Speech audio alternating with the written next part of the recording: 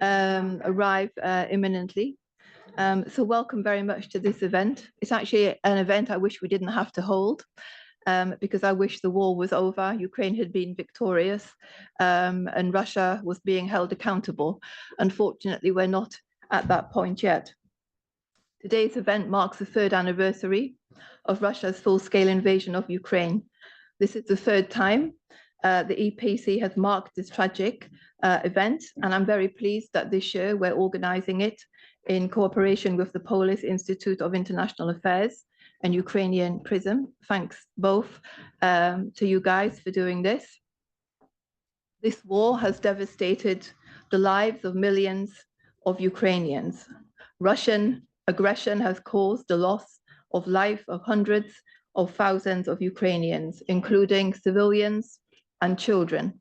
The atrocities that have been carried out by Russia should shock the conscience of humanity. The courage, resilience, and determination of Ukrainian citizens and its leadership in the face of such unimaginable adversity is remarkable and a lesson for us all. Ukraine must have a just and sustainable peace. It must have effective security guarantees. Russia must never be able to invade the country again, or any other country, and the Kremlin must be held accountable for the war crimes that it has committed. Unfortunately, as we are all aware, the transatlantic unity that has been in place since the start of the war now seems to have been left in tatters. President Trump has adopted a very worryingly policy, seemed to be focused on normalizing relations with Russia, calling Putin, offering unilateral concessions to Moscow, more or less parroting Putin's speaking points, and criticizing Ukraine, including calling President Zelensky a dictator, not to mention the now infamous mineral deal. He has also insisted that there is no seat at the negotiating table for Europeans, based on the fact that apparently they haven't earned it, while at the same time saying that Europeans must now take care of their own security and Ukraine's, because Washington is checking out of Europe. Ukraine needs Europe to step up now like never before. Since the Munich Security Conference, there have been many discussions, but there now needs to be some concrete actions. Of course, the German elections that took place yesterday is already a good start. And we have the visits of Keir Starmer and Emmanuel Macron to DC later this week. It's a pity that they didn't go there together, but it is what it is. But still, we are missing a comprehensive strategy, or so it seems. Meanwhile, Ukrainians have been left with no clarity, suffering some of the worst attacks in months. In fact, the stakes could not be higher, first and foremost for Ukraine's existence as a sovereign state, for its population, but also for Europeans and European security. So with that, I will close my opening remarks, and I want to, first of all, give the floor to Oksana Diakun, who is the deputy head of the Ukrainian mission to the EU. Ambassador Chentsov, as you can imagine, needed to be in Kiev today, where there is a huge delegation of high-ranking Europeans, among others. But it's a big pleasure that you're here, so thank you for coming. I know it's a busy day for you, so I'll give the floor to you, Oksana.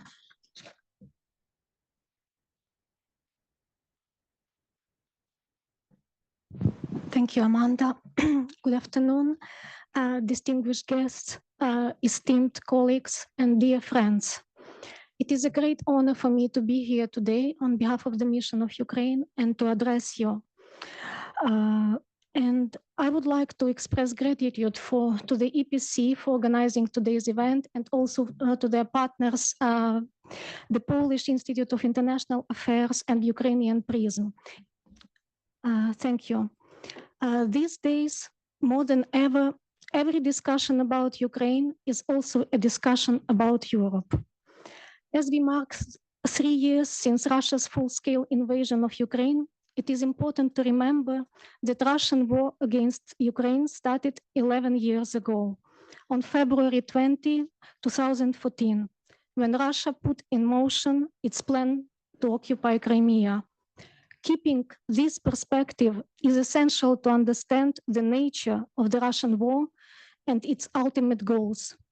Russia's illegal occupation of Crimea and further destabilization of eastern Ukraine inflicted an irreparable blow to the rule-based order. Back then, we warned that Russia will not stop in Crimea and in the Donbass.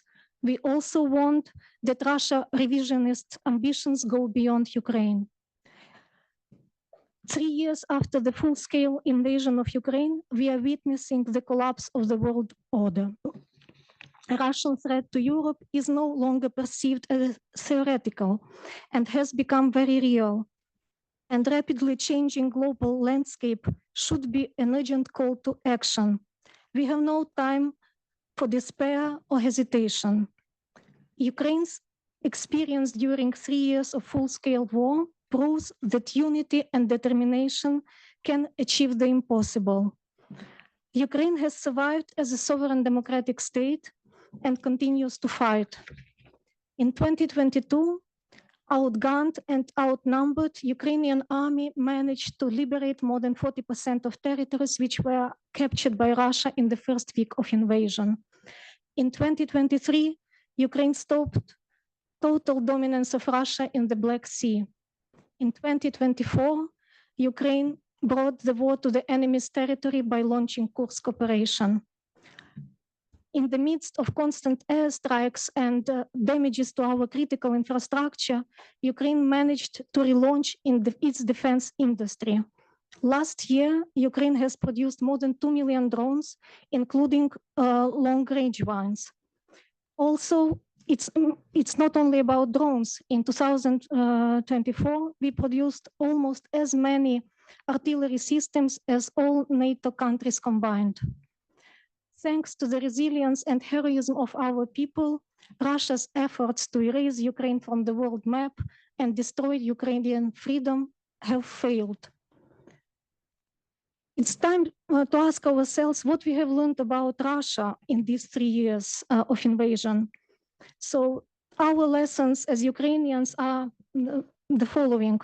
Russia is a dangerous but not invincible adversary.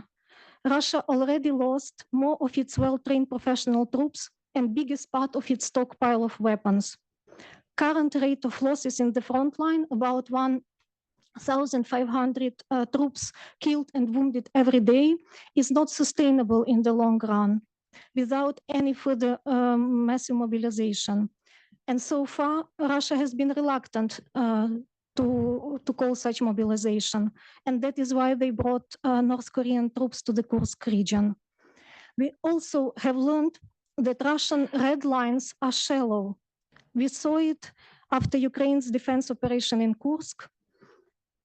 Another takeaway is that Russia doesn't have enough resources to conduct a war on several fronts.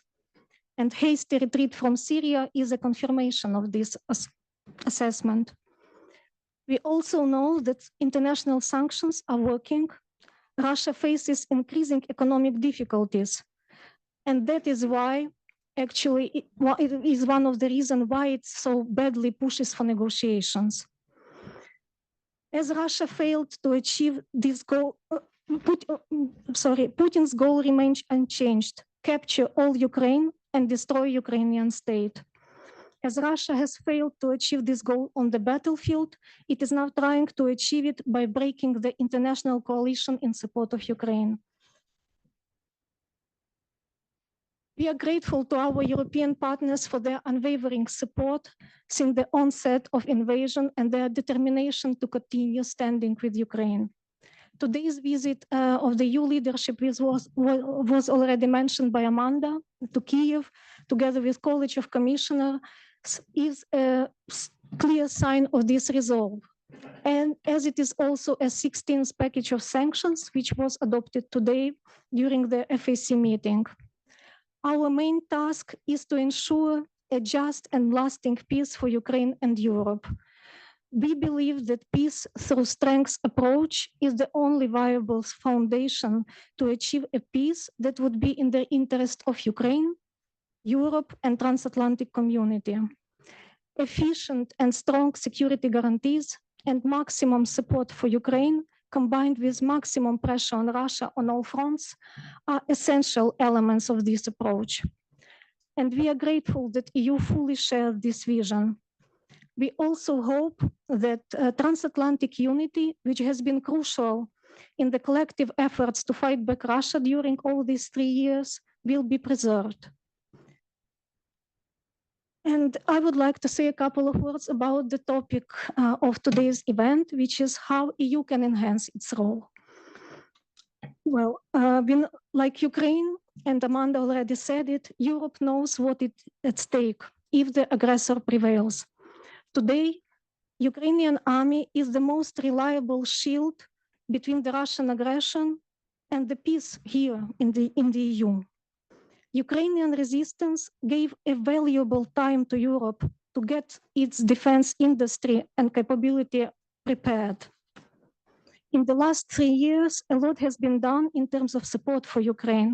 However, there is still a long way to ensure Europe's self-sufficiency in terms of security and defense capabilities. For us, nothing about Ukraine equals to nothing about Europe without Europe. To effectively contribute to ending the war and securing a peaceful settlement, in our view, European Union has to achieve several tasks. One of them is first and foremost to considerably increase its military assistance to Ukraine. In the last days, we have seen intensified discussions about new initiatives for enhanced military support to Ukraine. We hope that bold decisions will follow soon. We are aware that this task is linked to a broader challenge, boosting Europe's defense industry. And we are very much hopeful that ongoing discussion in the EU at the level of leaders and the discussion which is going on in the framework of preparation of the future white paper will deliver the results that match the level of threats. A particular challenge would be to explain to the European society why Europe needs to invest in EU defense now and why it is important. Another task is strengthening Ukraine's defense industry. As I mentioned already, Ukrainian has managed to relaunch basically from zero this defense industry in very challenging conditions. Europe has much better situation to do the same and much more resources to do the same. What is important for Ukraine? Increased financing and investment in our defense industry to ensure that we can have direct procurement from Ukrainian defense industry, joint ventures, and also integration of Ukrainian defense industry into the EU chains. Another task is maintain and strengthen sanctions against Russia. We welcome today's decision on the 16th package. However, we have to be aware that it's not enough. It is important that the aggressor still has enough resources to wage the war and terror. It still has an access to high-tech equipment and critical components manufactured in third countries, which Russia uses in missiles and drone production. Therefore, it remains critical to extend restrictions on key sector of Russian economy, impose an embargo on Russian LNG and raw materials, and also efficiently counter sanction circumvention. Any calls to lift sanctions against Russia until Kremlin stops its aggression should be rejected. Also, it's important to mention another leverage that EU has in future negotiations is more than 200 billion of EU frozen sovereign assets. As of today, we have decisions in place which allow using profits from these assets. However, we haven't seen yet a serious discussion on confiscation of these assets. And last but not least, credible and merit-based Ukraine's EU accession. We are working on that. We don't expect any special, treatment. We are doing our homework, but we expect that EU member states will be doing their homework as well and adopting decisions which will bring forward this process. And to conclude, I would like to say that whatever happens in the next weeks or months, Ukrainian people will not surrender. Over the last 3 years, Ukraine has proven that the destiny and freedom of our country is decided in Ukraine and by Ukrainians. Ukrainian people will not accept the deal, which is negotiated without Ukraine at the cost of our sovereignty and territorial integrity. Today, more than ever, it is clear that just and lasting peace for Ukraine means also just and lasting peace for Europe. We are confident that we can achieve this together if we remain united, firm, and determined to act. Thank you.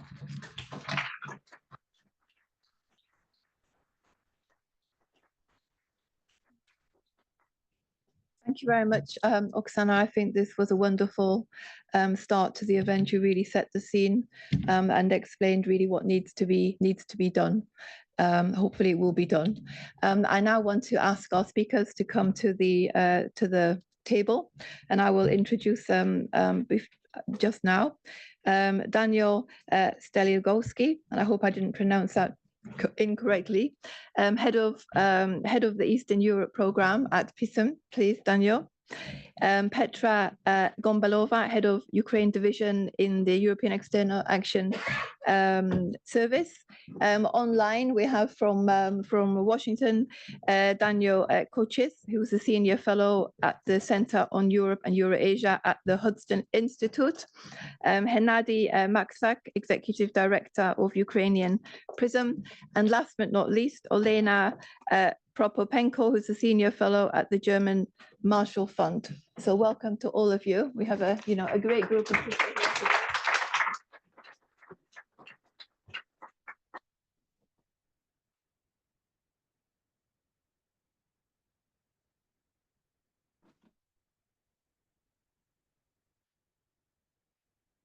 Microphone on. I would like to start with you, Daniel, as I may. If you could sort of take into account what has unfolded over the last couple of weeks and how that's impacted Europe. I mean, what's unfolded from the other side of the Atlantic. Is Europe starting to get its act together in a more coherent way? Is Europe getting nearer to be able to secure by itself a victory for Ukraine? Thank you, Amanda, for the invitation, first of all, and thank you everybody for accepting our invitation and coming here. I think there has been a lot of discussion in Europe and on the other side of the Atlantic as well. But I'm still, I will allow myself to be a bit skeptical. Still, I think there is little that comes out of these discussions, especially in Europe. If I would be an optimistic. On a more optimistic note, I would say that someday there will be something tangible that would come out of the discussions and the visits of the EU European leaders here in Kyiv. This is a proof that something tangible can eventually come out. The financial assistance, maybe the very framework of the security guarantees as such. But actually, my very personal understanding of the situation is that. I see little urgency in Europe. I mean, I see a lot of desire to discuss and talk about Ukraine, Russia, and the transatlantic relations. I see a lot of desire to be very offended with the US administration as such. But I think we all saw it coming. So this is not necessarily something that we should be really surprised with what happened in Washington. And we had a lot of time, at least since November. To prepare for the Trump administration, and we did little. I mean, we left them the very conceptual vacuum of what would the Ukrainian victory looks like. We left to them the very notion of the negotiations between Ukraine and Russia, and we didn't secure our own place at the table, although I think we could have done it if we stepped up with the financial assistance, military assistance, and tightening the sanctions. So in this respect, I'm definitely pessimistic. But there is an optimistic note, Amanda, absolutely. I mean, we do have potential to do that. We do have potential to make up at least to a great extent if the United States eventually decides to withdraw or to decrease, to limit its assistance and its engagement on behalf of Ukraine. I think we will be able to help to support Ukraine militarily for years to come. Sure, there is this technological gap. There is a gap in very specific types of weapons that we would struggle to fill. But besides that, I think Ukraine would be fine with the European military assistance. There is little need to fill the gap in terms of financial assistance, because it has been Europe that delivers financial assistance to Ukraine, not the United States. So here, I see little trouble here. And besides, it's Europe that sits on this 200+ billion of the Russian assets, not the United States. Of course, it's very, it's very easy for our American colleagues to talk about confiscating the Russian assets because they don't have it. But I think that eventually, if we run into troubles, we would have to consider it as well. I think we'll continue with humanitarian assistance as well. And of course, I think there is still a big potential to tighten the screw in terms of sanctions, especially in terms of energy sanctions. If you look, what are the geographical routes for the transport of the Russian energy assets, this is basically Europe. So we do even have geographical control in terms of the energy sanctions. So there is a lot of potential, but again, I don't see yet a critical mass in terms of political will in Europe.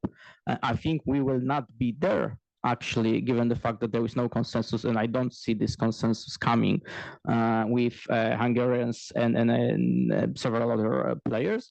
But I think, and you saw it coming from the Polish side as well, a big openness for this coalition of willings for smaller groups of countries that are willing and that are able to deliver on behalf of Ukraine.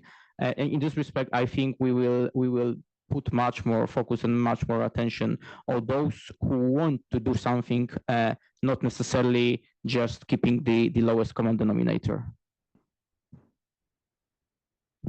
Thank you very much, Daniel. I want to come to you now, Petra, if I may, because Daniel just said that he didn't still see sufficient urgency in what's been going on. I mean, you could say that for the last months, but perhaps more so in the last few weeks. Do you agree with that? I mean, clearly, when you compare to the start of the war in 22, there has been a completely different response. But how do you see now the EU as sort of getting its act together to be able to respond effectively? I mean, we know it's 27 countries, it's not easy, but are you optimistic that they're accelerating at pace?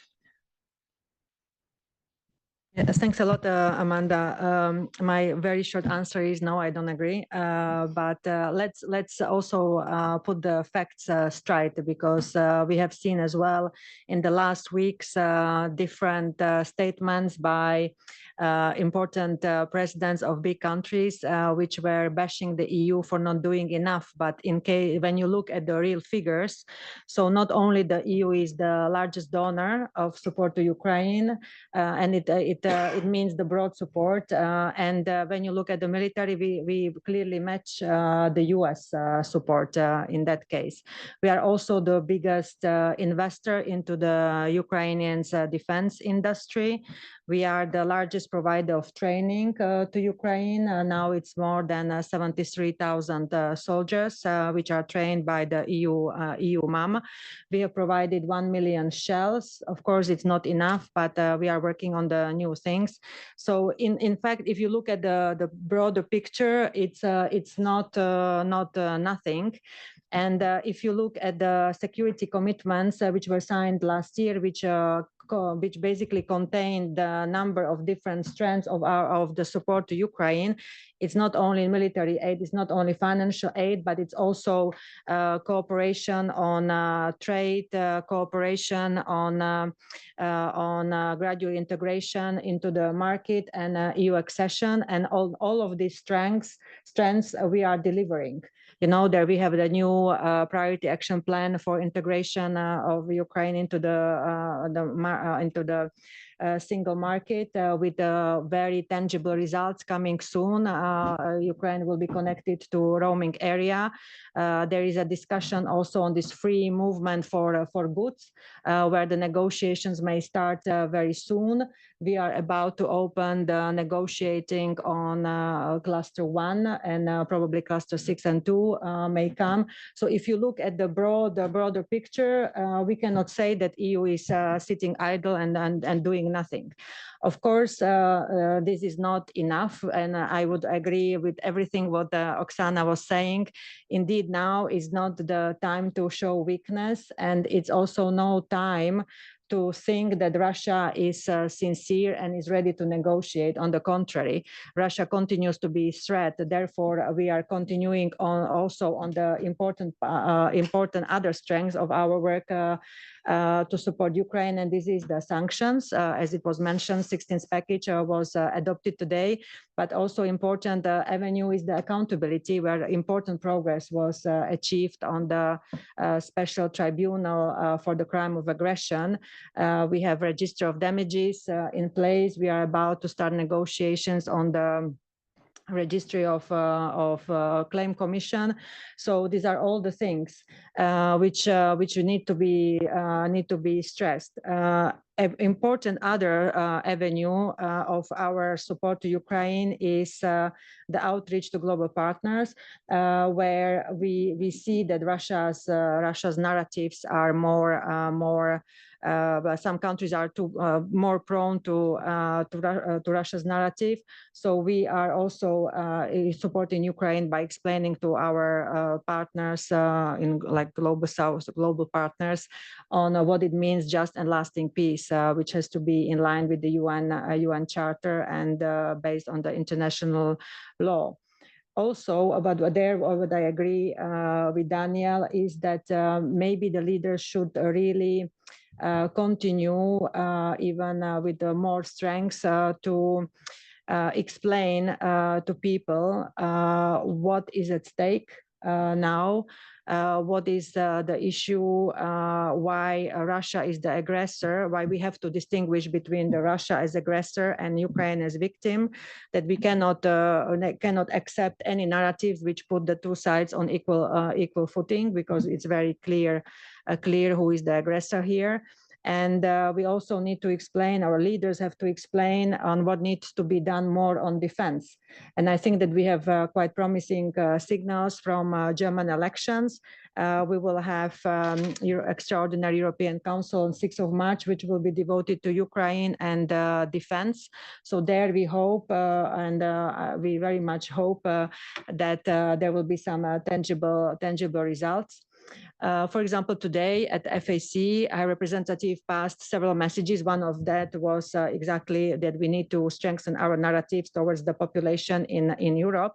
But she also presented and tested new initiative to support Ukraine militarily on providing more ammunition, air defense, brigade regeneration and repair, and support to industry. So there is work ongoing, but it's true, as you, Amanda, said, like it's probably not that quick, because of course EU is 27. We have different elections. We have different governments coming up from these elections.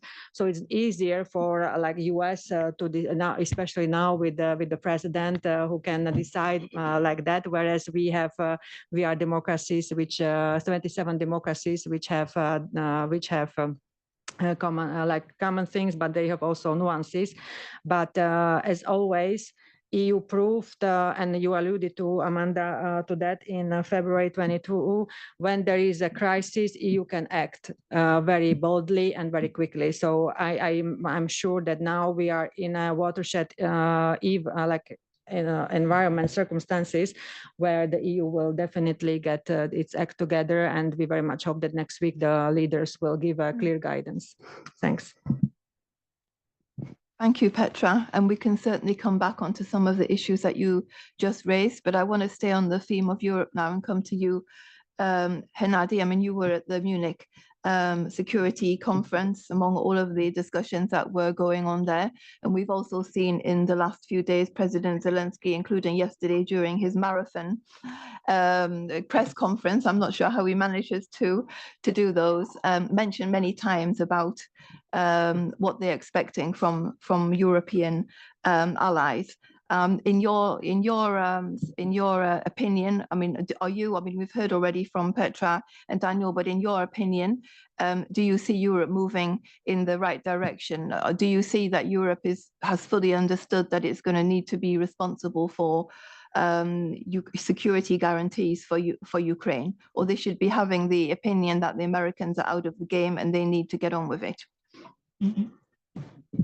Mother, thank you so much for these questions. And basically, I would like to also say big thanks to you as a partner, you and PISM, because now we see that when we mark the third year of full aggression, we can rely on our tested partners. And this is our joint war and joint endeavor have to make Russia pay for all the pain it inflicted not only for Ukraine, but for the other nations as well. Let me start from what you asked about direction. I think it's essential to put together two ingredients, direction and pace of this movement, because I think what we see gradually, Europe is on the right side, and what Petra mentioned, and I think that we have to be appreciative of what European Union does for Ukraine on many levels of wartime diplomacy. We can see that still the leverage is too wide. We could feel with some essence and with some new directions and elements. What we expect from Europe, I would say, and here I see that witnessing the process, Roland, we have been doing since 2022 midterm analysis and forecast for the situation in Ukraine with Globsec as a partner in that. So there was an equation of three elements. The first one was the battlefield, the dynamics of battlefield. Second one was the pressure on Russia to sustain or not to be able to sustain its military machine. And third one, also military and financial support from partners to Ukraine. We unfortunately quit to do that because I think we saw the problem was that we can make this equation right, but when you don't see some dynamics on some parts, it was useless for some time being. But now Munich was, I think, a reckoning point for all of us. What we noticed from rhetorics from our partners overseas, that what we took for decades as a granted situation of security environment in the region, in Europe, was no longer that at that point. And I think it is important for us to understand that now we're in the same boat, Ukraine and European Union and European partners, including our partners from Britain, that we should start thinking together how to not make it happen in 4 years, in 3 years, as Zelensky mentioned in his press conference. I want to mention it was a marathon. I think it was very good. It was frank, and it was with many signals we have to take into account. That for us, it's time to think how we could do jointly, and our part of job is part of, I think, joint endeavor, joint commitment. When it comes to European army, we are ready to be part of that, because mobilization and how to use manpower is also a big issue on the agenda. And even if there is a region plan produced by NATO countries, it's still a big question mark how it would be just manned without support from our partners in NATO, from other parts of the globe. So I think this is for us and our expectations to be frank about what's at stake. what are our positions, what we could do. But I would also just echo what Daniel said, the directions European Union uses to support Ukraine are wide, and we usually call it wartime diplomacy. Financial support, I think, yes, European Union is number one partner in keeping our budget afloat. Last year, it was the bigger part of the support we needed to have our budget delivering to our social systems. It was 16.2, something like that, billion. And it was essential for us to deliver to people what our state is needed to do. Second point, weaponry. Not so fast as we want, but incrementally we see the change. And if 1 million of shells is already in Ukraine, this is already big progress. So I think we should also think in perspective in 1 or 2 years. I think the tempo is going up. Next point is sanctions. I think here we can go from the battlefield to the pressure on Russia, and we're grateful for this 16th package. Is very important and timely. But what I think we should also be more serious about enforcement. And let me just mention elephant in the room, shadow fleet.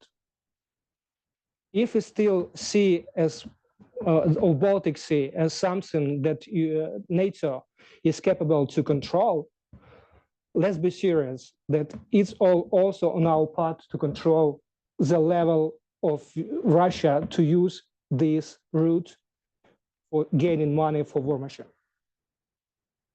Shadow fleet must be stopped. And I think that all capabilities, own capacities are on European side and side of NATO allies. So to make it hurt for Russia, already some signs, we can't believe, we can't trust to statistics from Russia, but on some signs already appearing that it's painful for some sectors, it's painful for the economy at large. So I think that if we continue on this track, it should be also something we can do jointly and positively. And military support, Madam Deputy Ambassador said that our capacity of self-production are rising at the moment, are on the rise. And due to some estimates, now the capacity, financial capacity is around $35 billion in Ukraine, but only half is covered by Ukrainian self.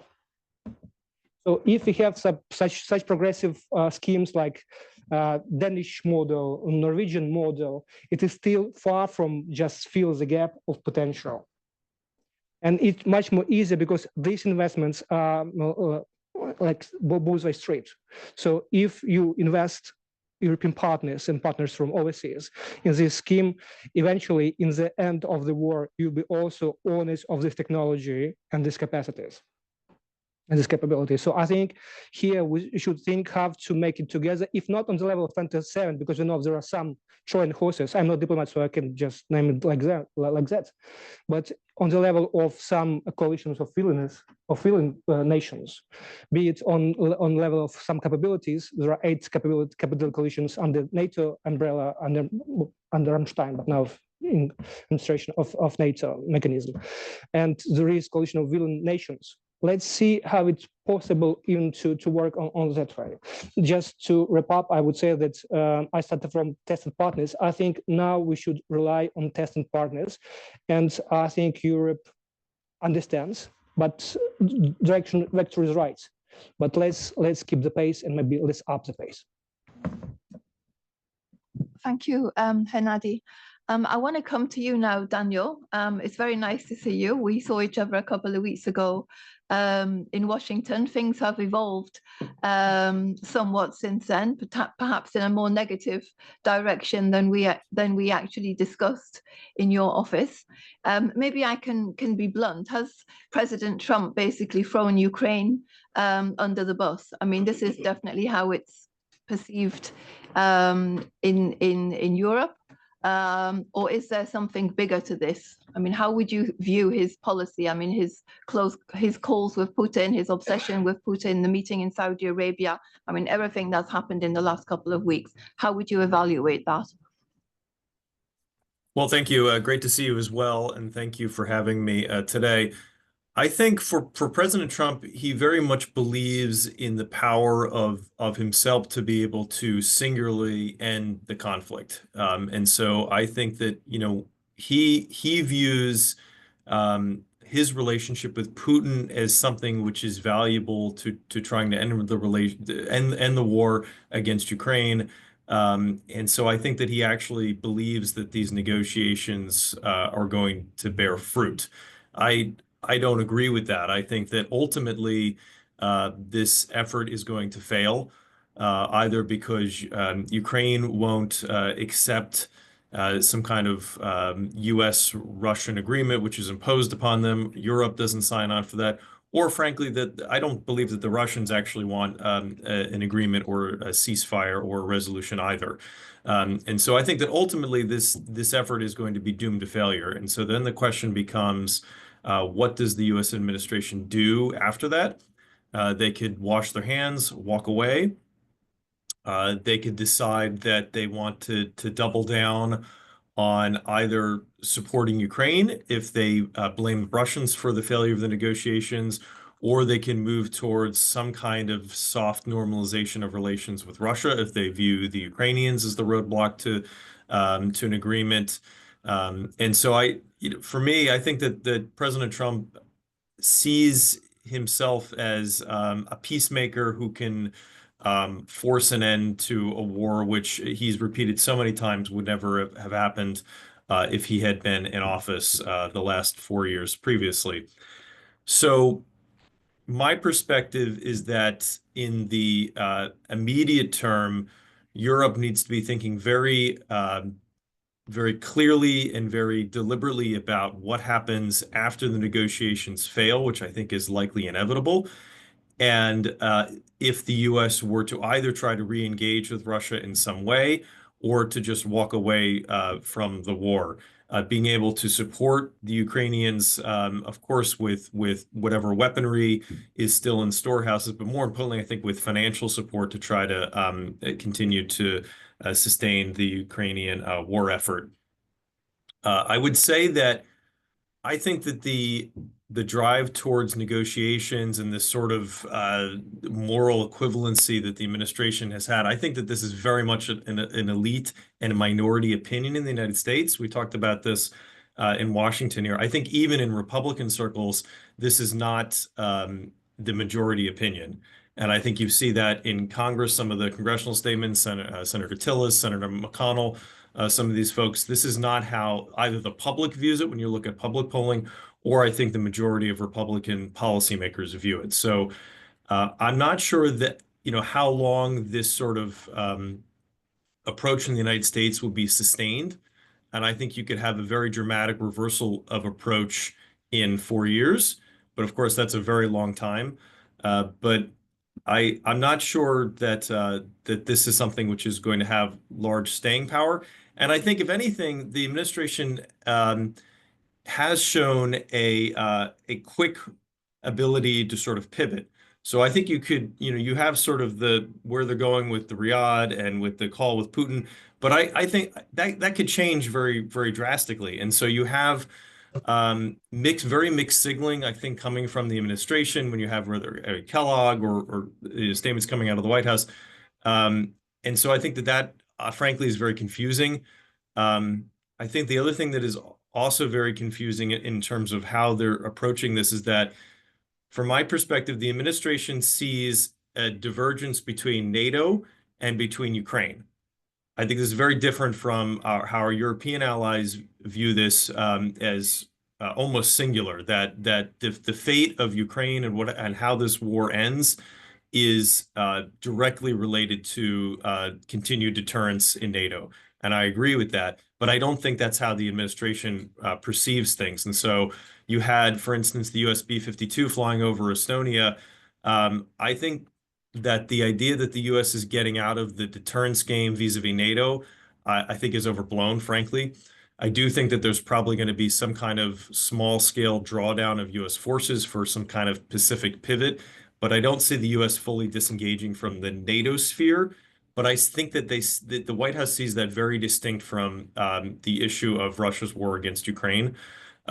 So I think if anything, for the White House, you could have them trying to kind of go through the motions of these negotiations, but ultimately, I don't think that they go anywhere. And if they do go somewhere and you have some kind of ceasefire, which is manned by some kind of European force, I think ultimately down the road, we're still dealing with these issues because Russia's interest in continuing to try to subjugate all of Ukraine and potentially attack a European NATO member is not going to go away. So I think that the administration is a bit too optimistic about their ability to either settle this conflict now or to settle it in a longer term fashion, because I think that ultimately it's going to be unsuccessful. Thank you very much, Daniel. I think we can come back and pick up on some of these issues in the second round. But I want to turn to you now, Olena, to hear your insight, because there's another actor in this game. It's called Ukrainian society, who always have a voice. Now Ukrainians are loud. How do they, I mean, if you can give us a sort of snapshot of how they are impacting or influencing this process, and what sort of final agreement are they looking for, and how has the positioning of President Trump damaged, or the how would I say, the reputation, of the US as a sort of, because he was like the best friend of the Ukrainians before, the US basically, is that repairable if there was be a U-turn from Trump? Thank you, Amanda. Thank you very much to the organizers for hosting this important conversation despite the tragic backdrop to it. Well, unfortunately, 3 years into the full-scale invasion and 11 years since the war started, I would say we are probably further away from peace than we've ever been. And the appeasement of the aggressor, the escalation management have clearly failed, so much so that the conversation is now dominated by the calls to prevent Russia from invading the larger Europe. Apparently, something has gone very wrong in the way the West has been handling this war, arguably up until last week in Munich, until which this war was largely seen as a regional conflict, unfortunately. And the Ukrainian leadership and the civil society have been saying all along that Russia would not stop at Ukraine, and the larger war was looming large on the horizon, and very few listened to us, mostly those who have enough experience with Russia, such as the Baltic states or Poland. And today, 11 years in, we're finally, I think, arriving at the common shared acknowledgement that that Europe has no reason to take security for granted any longer. I think the next 2 weeks will be very decisive in demonstrating whether Europe is or isn't ready to step up, not only for Ukraine's sake, not only to close the gaps in the US assistance, but also in supporting itself and helping itself to defend its citizens, its countries, against something that's obviously coming. What kind of support Ukrainian society expects from Europe? Well, I would probably say that the main goal of the European leaders at the moment should be to help Ukraine resist the pressure from the US administration, to help Ukraine push back on every unreasonable demand that we're hearing. European major powers should work with the US administration, particularly with the members of that administration who understand that a rush deal would not be good for anyone but Russia. I mean, State Secretary Rubio and National Security Advisor Bolts, who understand that the process has to be slowed down, the structure has to be created around it, and then a carefully curated deal can be negotiated. They should convey to President Trump that this is his only way to come out of this negotiation process as a strong leader, if he doesn't want to go down in history with a similar legacy as President Biden over Afghanistan. Colleagues already mentioned many important ways that Europe can support Ukraine in other directions, and arming Ukraine is, of course, absolutely critical, because confiscating Russian assets is also an obvious strong step because it's fully, almost fully in the European jurisdiction. And coming back on Madam Oksana's point on the European accession, on EU accession of Ukraine, I'm often asked by the European media, do Ukrainians still want to be part of the EU now that Europe is so weak and not even at the table, and all the economic and political crisis going on? But the answer is an overwhelming yes. And we still see that almost 70% of Ukrainians still strongly aspire for the EU membership. And now they also see EU membership not only as a matter of the democratic, not only a way to strengthen Ukraine's democracy or a way to economic growth, but also security, an important security factor. And I was very glad to hear during the Munich Security Conference that both President von der Leyen and Commissioner Kos spoke about Ukraine's accession as a security measure, as a measure of a collective security and defense. And given the threats that Europe itself is facing, I think this is the only way. And we know that the technical process is going 2 or 3 times faster than it could, and that's great. But I think the EU should double down on overcoming all the political obstacles that still exist among the member states, among the usual suspects, in terms of accelerating Ukraine's enlargement. Back to your question, Amanda, on what kind of peace would Ukrainians be ready to accept, or how do they see this whole negotiation process? It's of course very disappointing, and something that I think even, well, we expected many things from the new US administration, but I don't think we expected quite what was going down last week. So I think it's very, Ukrainian society is on edge and very nervous about what may happen. But again, reiterating some of the thoughts that were already voiced by colleagues earlier about Ukraine not surrendering no matter what. Ukrainians are paying the highest price for freedom, not only for Ukrainian freedom, but also for the European freedom. So we really cannot accept peace at any cost. And the red lines that the Ukrainian leadership is insisting on are, there is a very broad consensus around them in the Ukrainian society. It's not a matter of principle for us to insist on those red lines. It's only the red lines that will define Ukraine's very existence, basically. And without them, it's not peace, is just a break that will help Russia to to have sanctions lifted, to regroup and come back.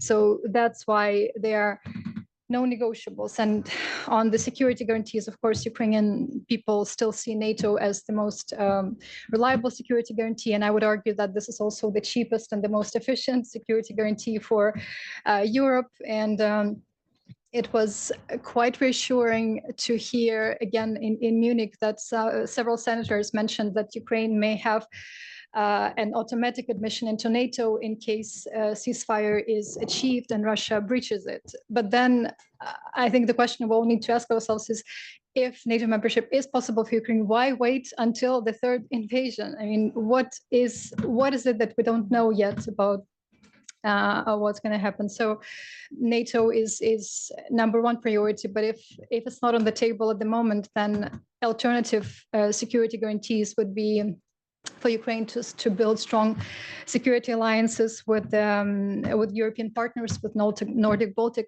states, with Poland, Germany, France, the UK, with the coalition of the willing that's being formed at the moment. I also wanted to address some of the recurring calls that we're hearing from President Trump, from Putin, from some other actors about the elections, about the fact that Ukraine should conduct elections as soon as possible. Well, let's remember that Russia has been reiterating for many years that Ukrainian government is not legitimate ever since 2014. So I don't think anything will help if it's not gonna change anything. But if we need to look at the legal background of possibility to conduct elections. There are no legal mechanisms at the moment that would allow to organize a truly democratic election and to ensure voter participation. This month there was a poll conducted that showed that almost 70% of Ukrainians, 69% of Ukrainians, believe that Volodymyr Zelensky should remain president until martial law is lifted, and this is fully in line with the Ukrainian constitution. And this is not to say that Ukrainians have no questions for Zelensky or the government, and then there are multiple resentments on multiple fronts. But the recent exchange between Trump and Zelensky and the recent attacks on Ukraine's institution of the president, I think, has galvanized and united Ukrainian society more than we expected. Again, speaking of why elections are not possible at the moment, Ukraine would have to organize elections by millions of Ukrainians abroad, which there is no infrastructure for. They would have to organize voting by the defenders who are at the front lines and who cannot be elected or elect. This all means that millions of Ukrainians would not be able to participate. Also, internally displaced people, of course. Besides, the biggest challenge, I think, is something we've already had enough experience with, is Russia's interference in elections. And I think in this case, with the stakes so high, I think it will really roll out all the playbook, all the toolkit that it has at its disposal, from cyber attacks to vote buying to financing candidates that are close to Russia and discrediting those that are not playing along. So if elections take place now, I think this will be the election that Russia will be the first one to claim that it's undemocratic, and it will be right for once. So Ukrainian government and the society have a very broad consensus around the fact that this is not the right moment, although elections need to take place and they will take place, but it's Russia's war that's not making it possible. So instead of urging Ukraine to conduct elections now, I think our Western partners should probably focus on ensuring security guarantees that would bring the war to end and would make elections possible. And the last thing I'd like to leave us all with is that every day of delayed assistance, every day of indecision here in Brussels and in European capitals is another day of immense suffering, of needless pain, and days are a lot longer in Ukraine, and they're especially long at the front lines. So just like me, I think many Ukrainians in this room who I recognize also lost someone in this war. And for us, this is not just about restoring Ukraine's territorial integrity or sovereignty. It's about not letting Russia turn the whole of Ukraine into a death camp that we've all seen in the liberated territories, in the towns and villages that have been that survived Russian occupation. And that's why Ukraine will keep fighting, and Ukrainians will not surrender now, given that they didn't surrender when the whole world expected them to. But if Ukraine is left alone in this fight, then I think no one in Europe is safe either. And if I can ask all of you to end on this note, I'd like us to hold a minute of silence, if possible, for every life lost to this war, and for everyone who sacrificed their life for all of us to have this discussion today and to have a future. Thank you.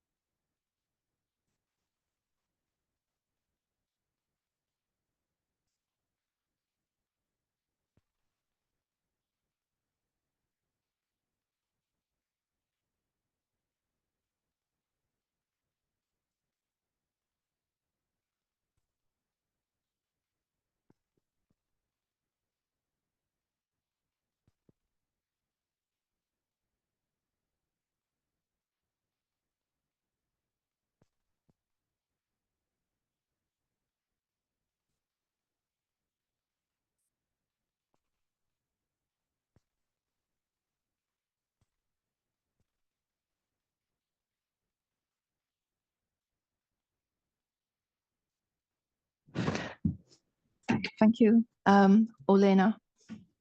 I now want to take another quick round of questions, and we'll come to the floor, and you can have your questions. I want to stick to the issue that was mentioned about security guarantees, and come back to you, Daniel, if you don't mind. Can you sort of elaborate a bit on the sort of, I mean, there's been a lot of talk about the deployment of a mission into Ukraine.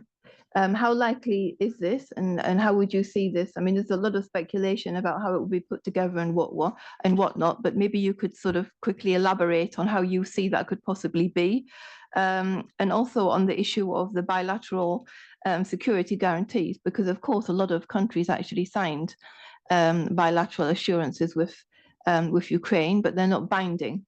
That's a big problem. That was the problem with the Budapest memorandum. How likely is it, or it's necessary, obviously, to get binding security assurances? What shape could these take? Sure, but before I do that, I started with complaints because we Poles we like to do that. So I'm done with complaining for today, and I'm trying to be more constructive. I think we are on the right track, but on the wrong train yet. So there's a 5-point plan. This is my 5-point plan for Europe that we can do. What we can do to help Ukraine. The first, the starting point is to have a concept of victory for Ukraine. Because if you ask me if there is an understanding, if there is a joint common notion of what victory for Ukraine means, my answer is no, we don't have it. If you hear what just the Finnish president told President Zelensky in Kyiv, that's not what I would tell you if you ask me what's the notion of victory. So we should start with having a common understanding of what victory in Ukraine is. And of course, in an optimal scenario, we agree on it with Ukraine itself. That would be great. And then if we have this common concept of victory, we stick to it. And then point number 2, if we have this concept of victory, have a specific parameter, specific conditions that need to be met, then we come to the point number 2, which is spoiling potential. We may not be able to alter the bilateral US-Russian negotiations, but if we are not at the table, an alternative is not be on the table. Alternative is to turn the table, to spoil bilateral US-Russian negotiations if the specific conditions that we identified in this theory of victory, if those conditions are not met. I think the President Trump and the Trump administration thinks that we are indecisive, that we are reactive, and that they can play us one against another. But this is if we get together and if we are able to push them harder and to be an obstacle on the way for an easy peace with the Russians, I think that this would be painful for them. But I mean, if we have this spoiling potential, point number 3 is turning spoiling potential into enforcing potential. At the end of the day, the war would end someday, right? It cannot go on indefinitely. The point is on what terms, and of course, optimal scenario is on terms that are favorable to Ukraine and to us. This is not a war over Ukrainian territory, so the Russians didn't go for war against Ukraine to grab yet another piece of Ukraine territory. This is Ukrainian war of independence. This is war over Ukraine sovereignty. So if you ask me how to frame the victory, I would say that victory is denying Russia the strategic objective in Ukraine, which is subjugating Ukraine. If we deny Russia this objective, this is a victory for Ukraine. And we frame it in terms of statehood, not in terms of territory. But don't get me wrong. I'm not saying we have to relinquish the territory and leave it to the Russians. Absolutely not. But you have to start somewhere with the common understanding, and this is statehood what matters, not the territory. And then if we have this enforcing potential, point number 4, we turn it into deterring potential. You have heard the Trump administration saying it's up to Europe to deter Russia. It's up to Europe to guarantee security from Ukraine, and this is what you mentioned, security guarantees. I think this is, I mean, politically it's more and more feasible. I think we will come to this moment, maybe not in a quantity that Ukraine would like to see.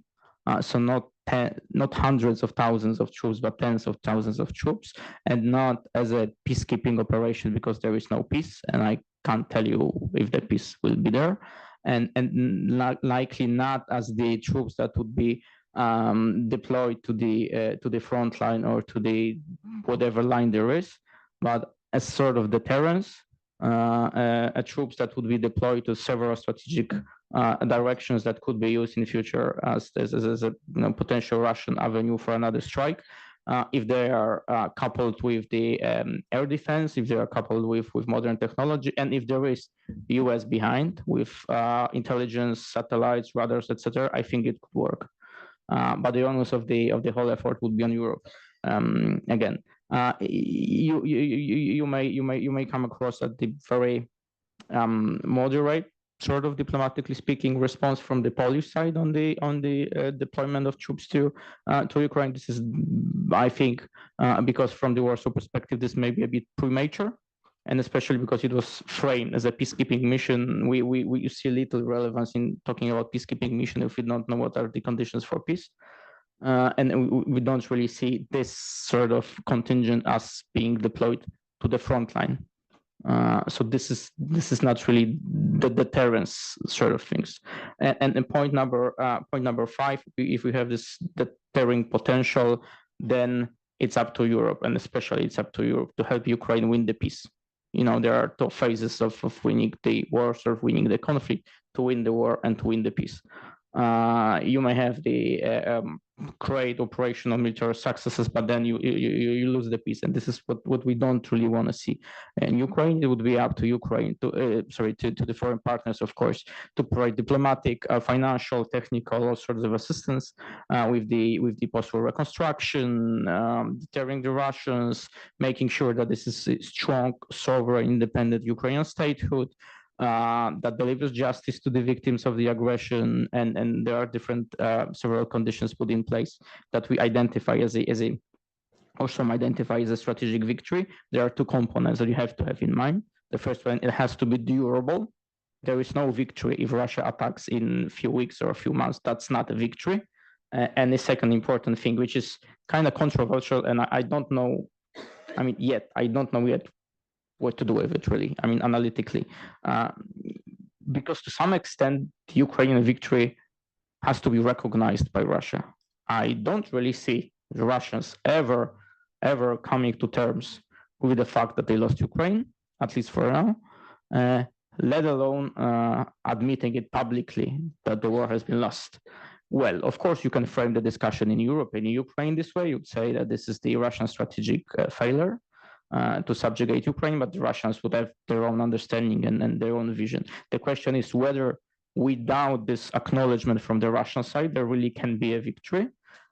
Likely, if the deterrence potential is enough, then I would say pretty much yes. Intentions is one thing, but the real practical capabilities is a bit different thing. So whatever the Russians say that they are up to continue the war unless the peace is based on the Russian terms.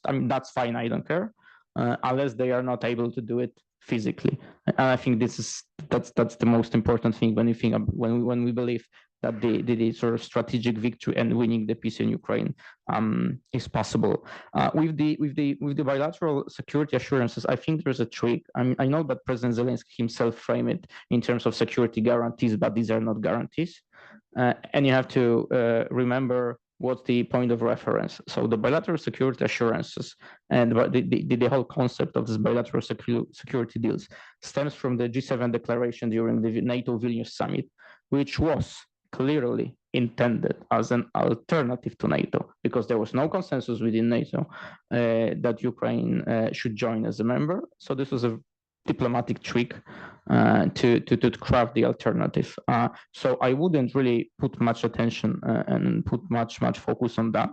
I don't really see this as a really viable alternative to NATO.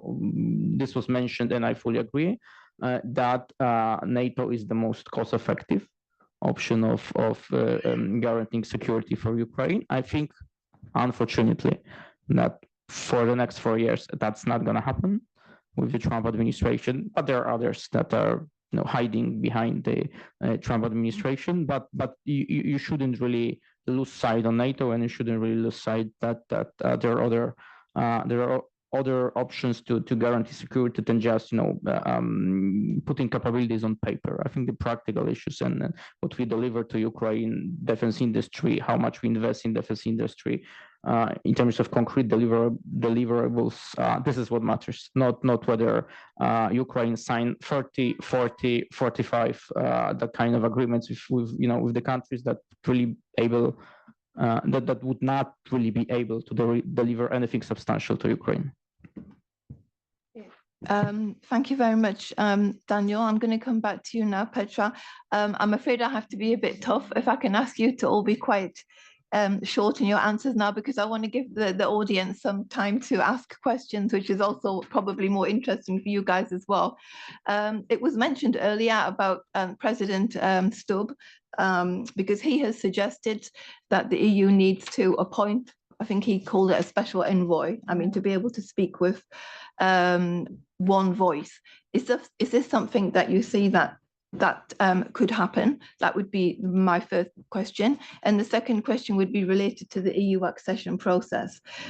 Is it possible that this process can actually be speeded up so that Ukraine would be able to join in a much shorter period of time? I mean, not in a year, maybe in a couple of 5 years, in order to give it that sort of stability and security as being part of the EU.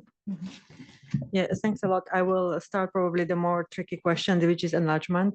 I would agree with Hennadiy. For us who deal with Ukraine, it would be great if Ukraine could be a member in April or even in 3 weeks. But we have to be realistic here that accession process is an intergovernmental process. So the member states have very clear stake. There is unanimity. But on the other hand, like we always there are a number of things, but if it's more like, I would say it's not the institution's view, is my private view, that if you look back and also when we are discussing different things like security guarantees or peacekeeping or deterrence forces, it would not be possible to discuss these issues or ideas like a year ago.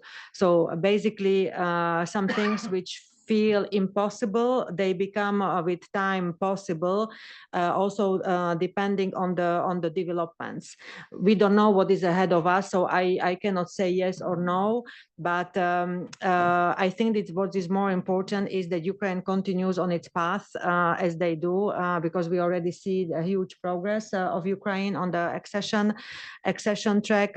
Important reforms were done, and we also see on Ukrainian side that once Ukraine got the candidate status, suddenly some reforms which were not possible were possible.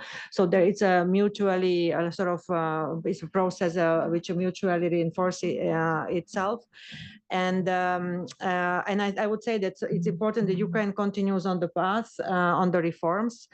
We are also doing our best at the institutions to prepare the ground for opening the chapters. But as said, it's a unanimity. So in the end, ultimate decision is with member states. And the second issue, which was alluded by Ukrainian partners, is the EU preparedness. So I think that it's extremely important. And there are discussions on how to speed up the internal preparedness of the EU. There should be joint communication on preparedness quite soon, if I still remember well. So we are continuing, and we will have to see. But of course, I cannot say any more clear things because, as said, we might be positively surprised, and I wish we will go there because in the end, for Ukraine, when we speak about different security guarantees from our side, from the EU side, and this was very strongly highlighted in the EU-Ukraine joint security commitments, that EU accession is the ultimate guarantee we can offer. So we will see. But overall, I would agree with all those, although the EU officials never comment on NATO, but as I said, it's my private opinion, I would agree that NATO accession is the cheapest and most effective way for Ukraine under current circumstances. And on the special envoy, I must say that I don't have any information. It has not transpired in the discussions yet. It might come, but we have two presidents, which might be the best place to discuss with the President Trump. Yeah, we'll see. And also on the issue, if I may comment just very briefly on the EU at the table, we also hear from our American friends that the peace talks have not started yet. And also High Representative also is very clear that there are no peace talks yet. So we should not exclude ourselves already now. And I can reassure you that in every discussions with American partners, we put a lot of emphasis on the two key principles: nothing about Ukraine without Ukraine, and nothing about EU without EU. Also highlighting that Ukraine and European future are intertwined. And also this is one. And the second, third point is that we also stress to American partners that jointly EU, US, and Ukraine have more leverage over Russia. And ultimately, we also are very clear on the fact that we have to be careful. Russia is playing their game, and we should not fall into any traps they are preparing. Thank you. Thank you, Petra. Now I'm going to come back to you, Hennadiy, again on the issue of security guarantees or a seat at the table, because a couple of days ago, Japan signaled that they would like to be at the table, or they would like to have a role. Do you see the opportunity for third countries to be involved in this process? I mean, not just the Japanese. I mean, Japanese have been a very good partner for Ukraine and done many things.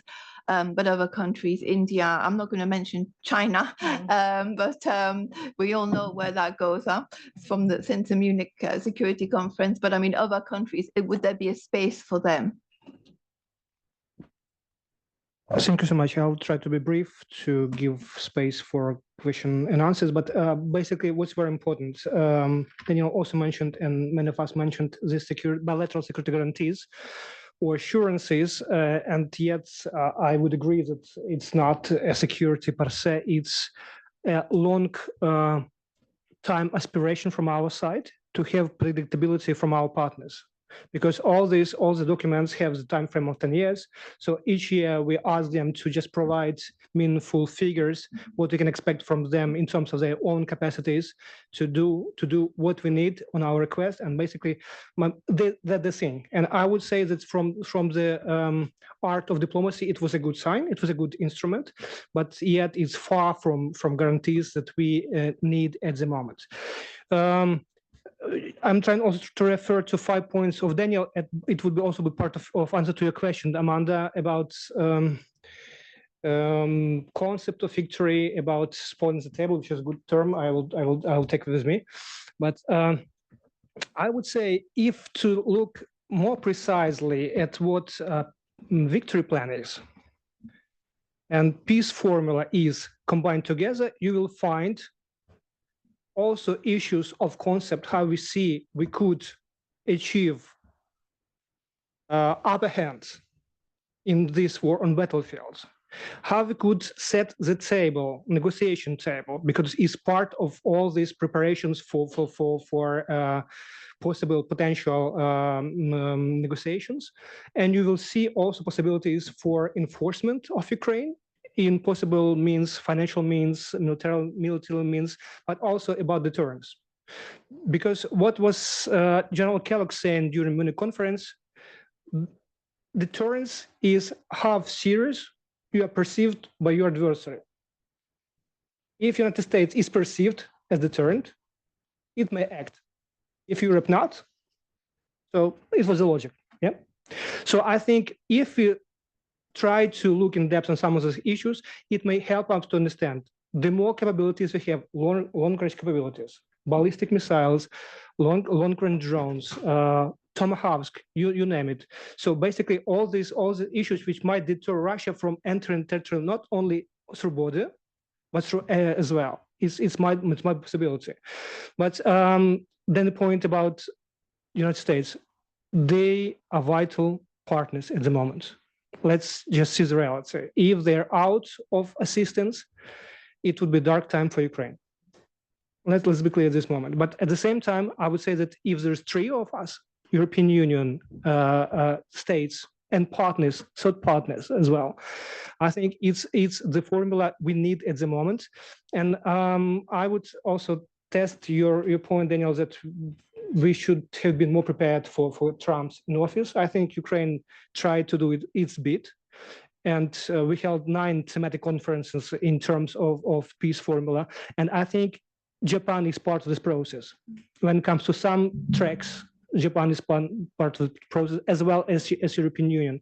And more importantly, this is my last point, that in all these bilateral security agreements, you will find a clause about support for peace formula, for this peace arrangements. That means that this architecture might be valid.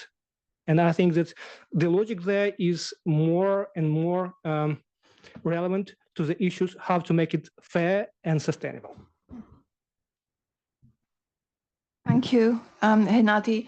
Coming back to you, Daniel, a couple of short questions. The first one is going to be about the mineral deal. That seems to be still on the table. How likely do you think it's going to be that this could actually be signed, and what could be the potential impact of that on President Trump's policy? And the second question is about the potential deployment of a European mission. In these circumstances, do you think the US would act as the enabler? I mean, if they saw Europeans actually step up to the mark, get their act together and deploy, would the US act as the enabler? So I'll answer the second one briefly first. I think yes. I think essentially Europe has to be proactive in coming to the Trump administration with a proposal that they could get behind. So the administration has said no U.S. boots on the ground. The U.S. is going to take part in any kind of force. But I'm not sure how viscous that stance really is. I think if Europe came to him and said that the U.S. Needed to help with enablers, with ISR.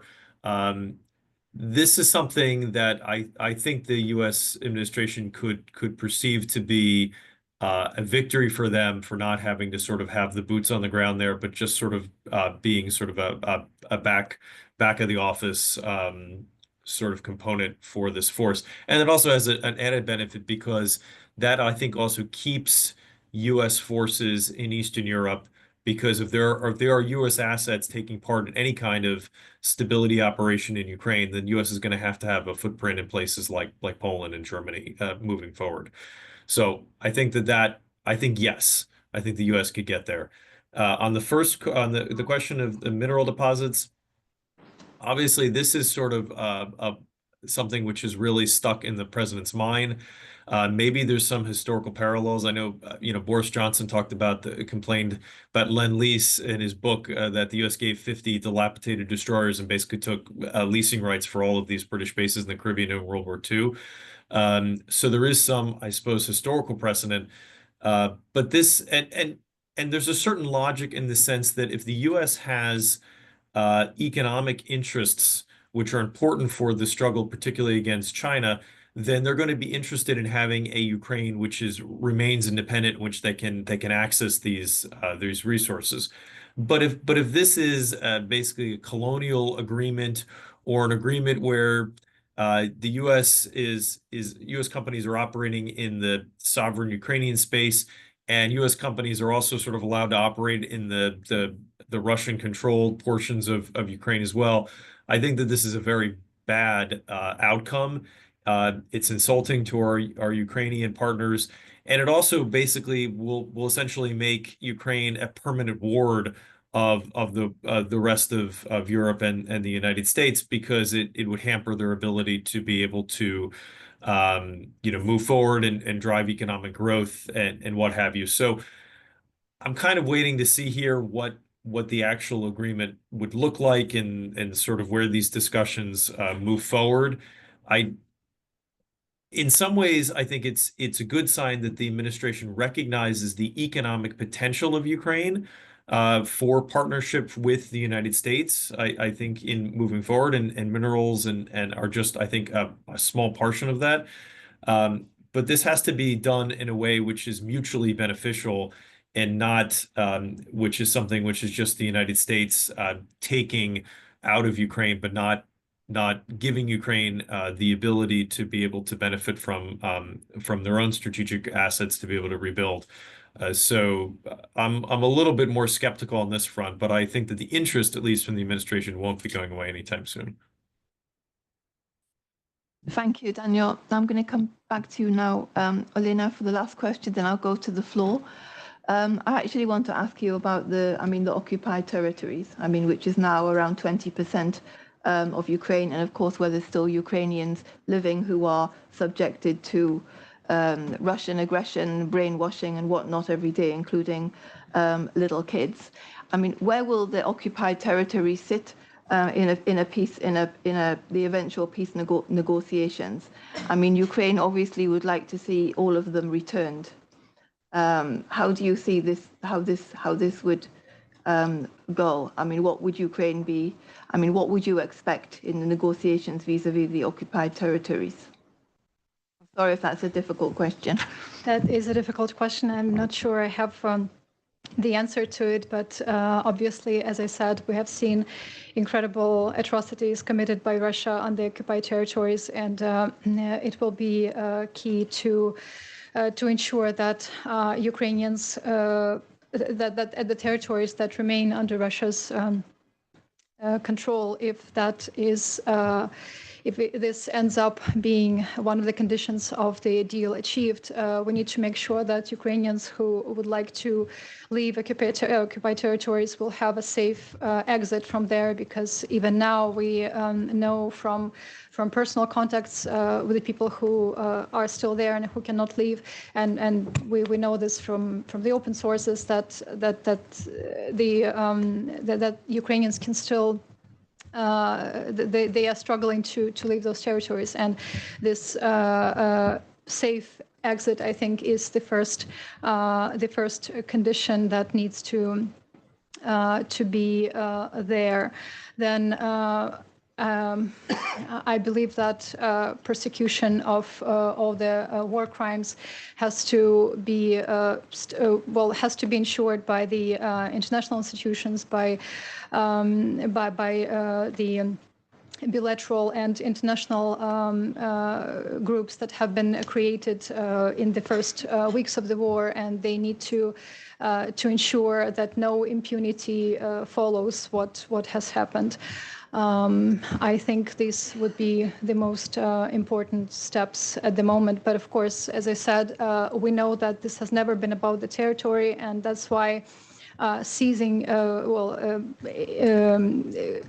accepting any territorial concessions will not lead to sustainable peace. That's why before we discuss what happens to the territories that will remain occupied, let's unite all the efforts with the international community to make sure that no territories remain occupied by Russia, and no territories still have Ukrainians there who are suffering needlessly from this terror that Russia has been conducting.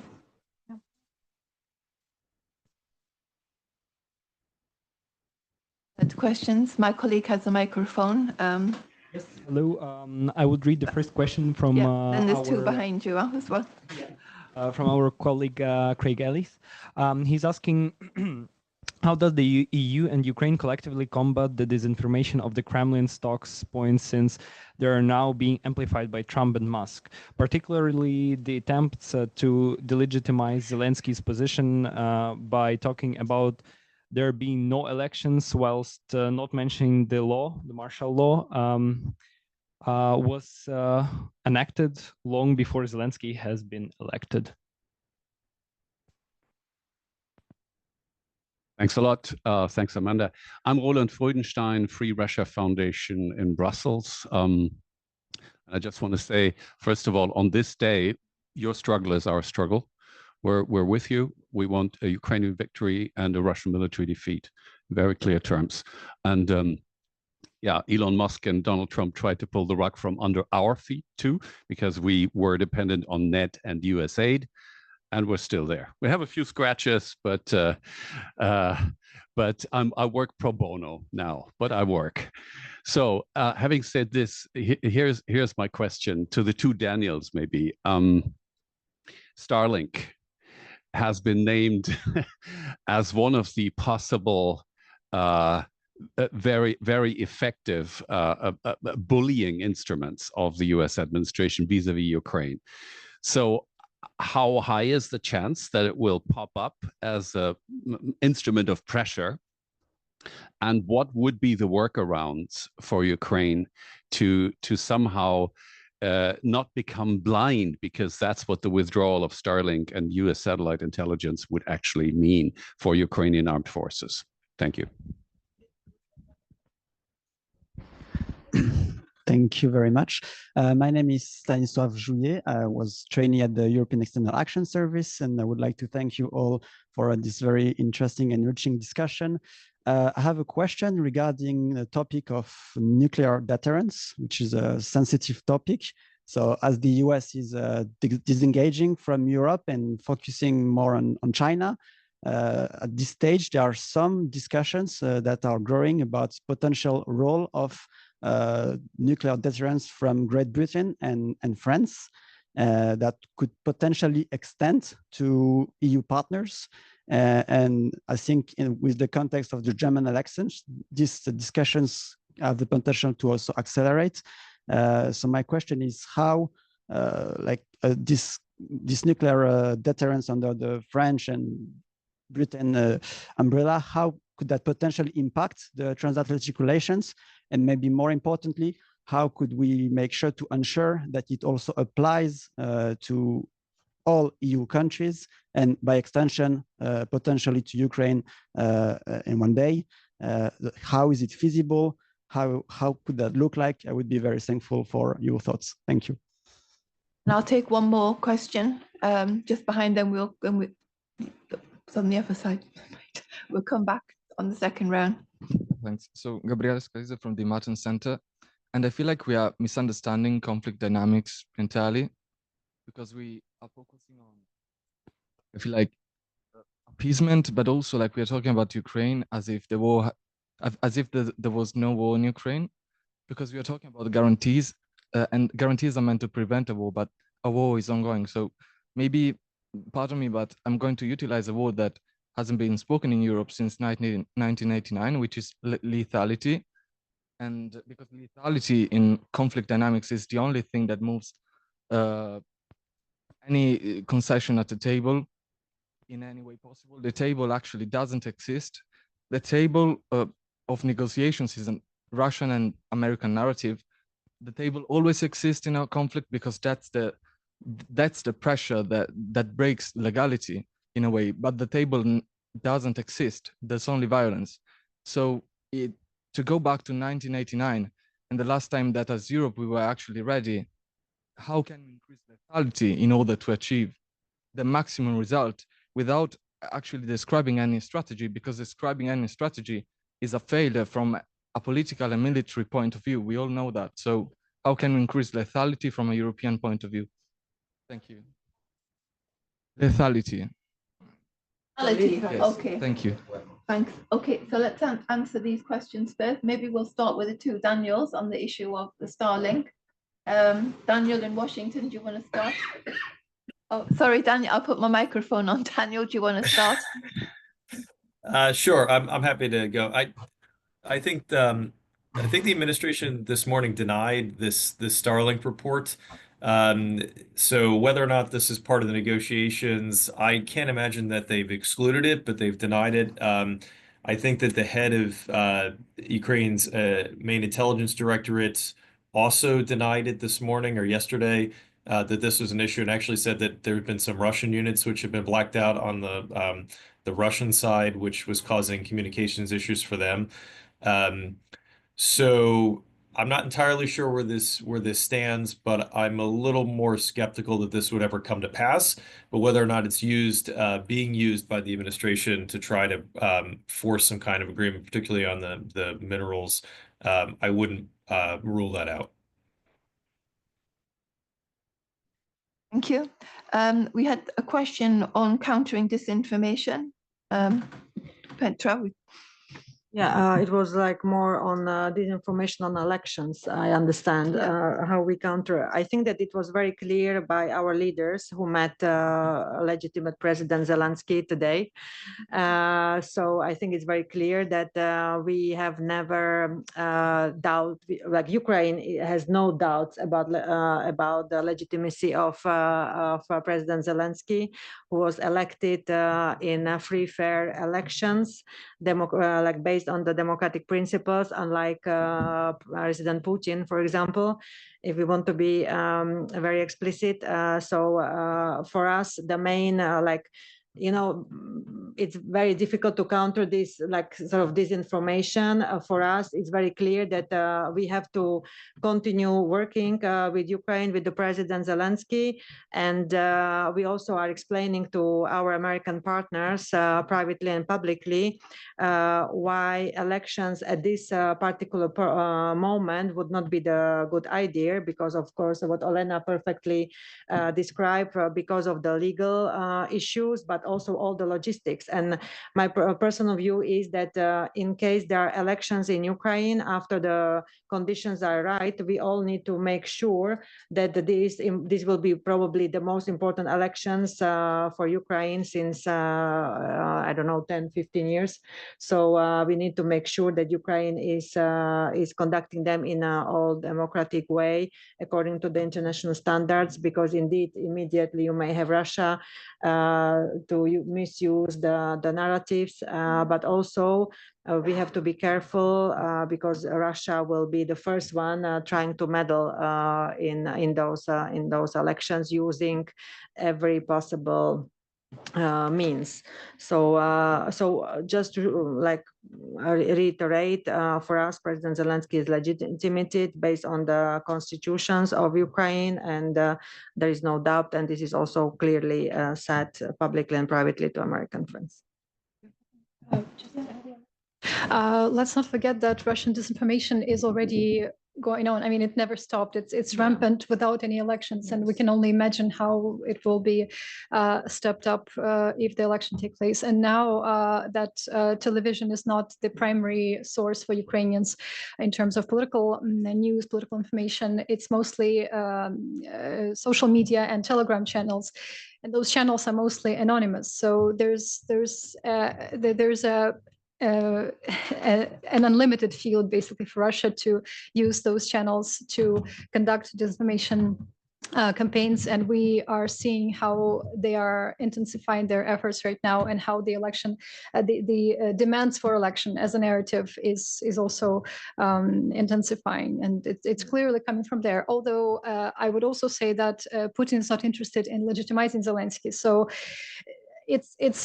I'm not sure it's in his interest as well. I mean, even if elections do take place, the Kremlin will have to come up with new explanation as to why this is not good enough again. So yeah, I mean, I feel like it's mostly the US side that's insisting, and Russia is just playing along because they will find a way to delegitimize Ukrainian president, but I feel like it's primarily coming from the US side, which means that we have a better chance at countering those narratives while they're not set yet. Thank you. We had the question on the nuclear deterrence. Does anyone want to take that, Daniel? No. No takers. Really? No, I can refer to different things that we mentioned. Okay, well. Sorry, quickly on Starlink. Poland already stepped in. You heard the Polish digital minister saying this is a commercial thing. We would consider it to be a commercial thing. So there will be consequences if Starlink is withdrawn, or I don't know, the connection is severe. But I also heard Budanov and the other people saying this is not the only alternative.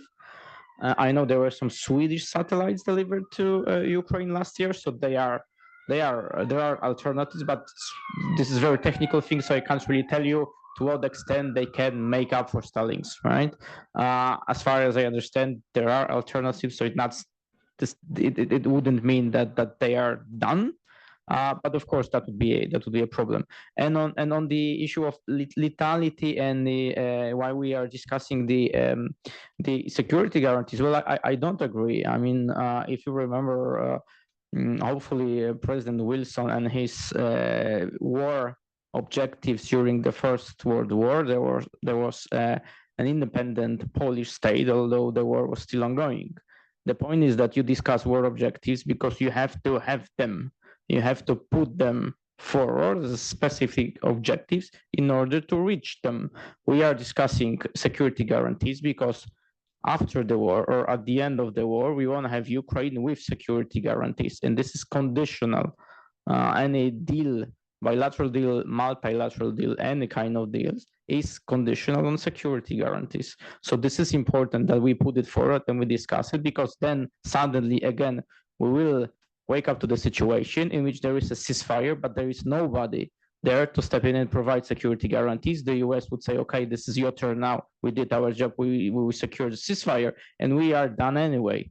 Again, because we didn't do the job before when there was time to do it.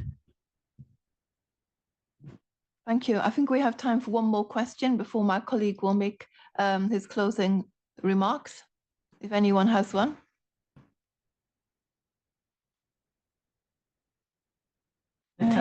Sorry, again, no, just a point. There's a new kid on the block among Europe leaders now since yesterday, and he will be chancellor in a few weeks. I think it's not going to take till Easter. It's Friedrich Merz from Germany, and that's good news. Yeah, it's good news indeed, Roland. You're right, and it won't take very long to get the coalition together, so we can all celebrate that. With that, I want to give the floor to my colleague from PISM, Melchior, to make the closing remarks. Thanks very much, Amanda. I would like to thank the panelists for very interesting discussion, very pertinent remarks and recommendations. Thank the audience for your presence and your questions, and thank the European Policy Center and Amanda in particular for having the idea to hold this debate and for great cooperation in preparing this. Let me just express one takeaway and one personal remark. My key takeaway from this debate is that the security of the European Union and Ukraine are closely interconnected. And the situation, the fate of Ukraine is actually a test for European Union's ambitions to be a power, to be a force for the good in global relations, to be a security provider. If indeed the European Union wants to be a geopolitical player, wants to be a power that is reckoned with by other players, by other powerful states, it cannot tolerate an aggression on an independent state in its immediate vicinity. So it cannot tolerate to be pushed around by a state, authoritarian, aggressive state whose only claim to fame is our generous energy reserves and nuclear weapons. So it's a question of political will. If EU leaders want to play a role in the world, they know what to do. And perhaps one personal remark, I believe that we can hold such debates in relative security only because somewhere not so far away there are people in the trenches who fight. And as a person who has neither the capacity, neither the skill nor the courage to fight, I would like to emphasize here how grateful I am and how amazed I am at the courage of the people who are in Ukraine and fight for our security. So thank you very much. I will invite you now to join me in applauding the panelists.